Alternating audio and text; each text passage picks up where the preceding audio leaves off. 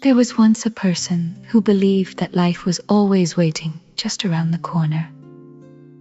Not today, not this season, but soon. Soon when work became easier. Soon when there was more money. Soon when responsibilities became lighter. Soon when there was finally enough time to breathe. Each morning began with purpose, and each evening ended with exhaustion. Days folded into weeks, weeks quietly disappeared into years. And the calendar changed so often that the turning of the seasons no longer felt remarkable. The little joys of life became things to notice later. The sunrise would still be there tomorrow. The flowers would bloom again next spring. The old neighbor could be visited another weekend. The favorite book could wait until the holidays. There would be time. There was always going to be time, or so it seemed. Across the road lived an elderly gardener. Every morning before sunrise, the gardener stepped outside carrying a small watering can, humming softly to no one in particular. The garden was modest. No grand fountains, no rare flowers. Just ordinary roses, herbs, lavender, and vegetables growing beside winding stone paths. Yet people often slowed down when they passed. Something about the garden made them breathe a little deeper. One morning, curiosity finally overcame haste. "Why do you spend so much time here?" the neighbor asked. The gardener smiled without looking up. "I'm not growing flowers." The answer was confusing. The beds overflowed with blossoms. "What do you mean?" The gardener gently touched a rose whose petals had just begun to open. "I'm growing mornings." The words lingered strangely in the cool air. Days passed. The answer refused to leave. "I'm growing mornings." What could that possibly mean? Eventually another visit was made.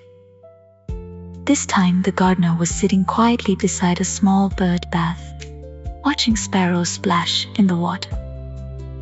No phone, no newspaper, no rush. Just stillness. "Don't you ever get bored?" The gardener laughed, a warm laugh that sounded as though it had traveled through many seasons. "I used to." There was a long silence. Then came a story. "When I was young," the gardener said, "I spent my whole life preparing to live. I worked for promotions I thought would finally make me happy. I bought things I didn't have time to enjoy. I hurried through meals.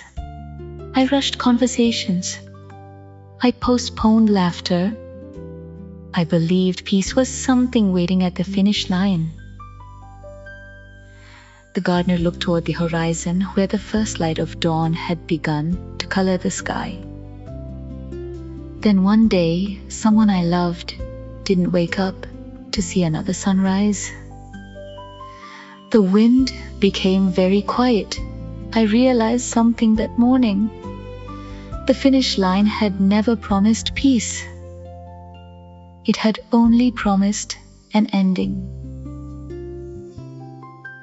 For the first time in years, there was nothing to say. The words settled gently, like autumn leaves finding the ground. The gardener continued. "Since then, I stopped collecting achievements. I started collecting mornings. I know how the lavender smells after rain. I know which bird arrives before dawn.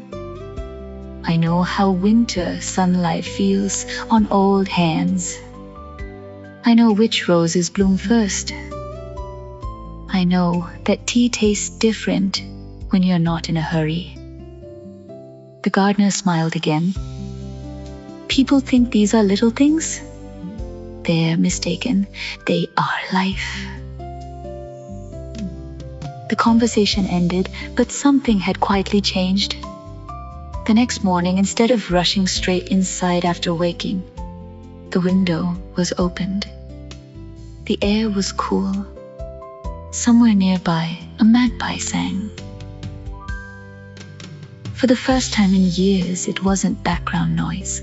It was music. The kettle boiled. Instead of checking messages, both hands wrapped around the warm mug. Steam curled slowly into the morning light. The tea had always tasted this way. It had simply never been noticed. Over the following weeks, life itself didn't become easier. There were still deadlines. Bills still arrived.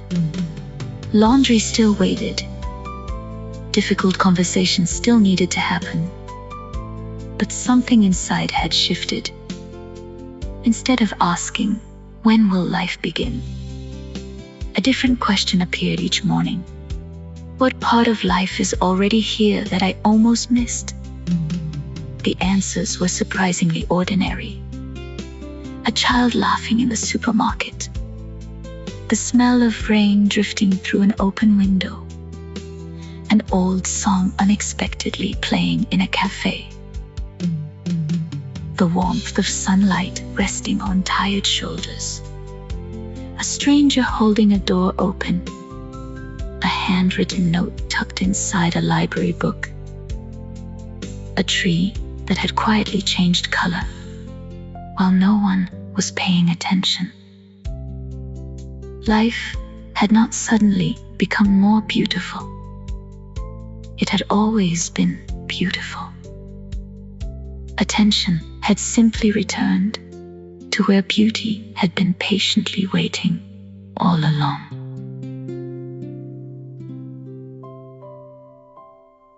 Months later, the garden across the road was quieter.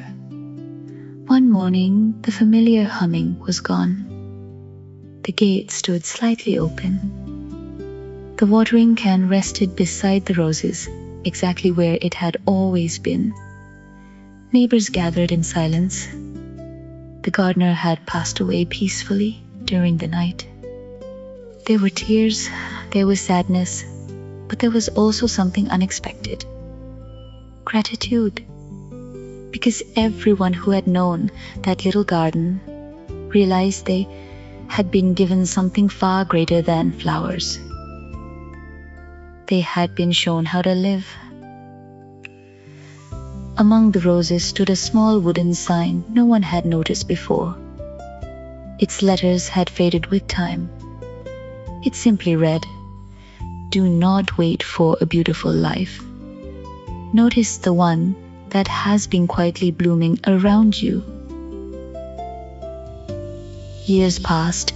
The house eventually belonged to someone else. Children played where vegetables once grew. The roses changed. The paths weathered. The seasons continued their endless dance. But every morning, before beginning the day, someone still stepped outside with a cup of tea. Not because the garden needed tending, because the soul did.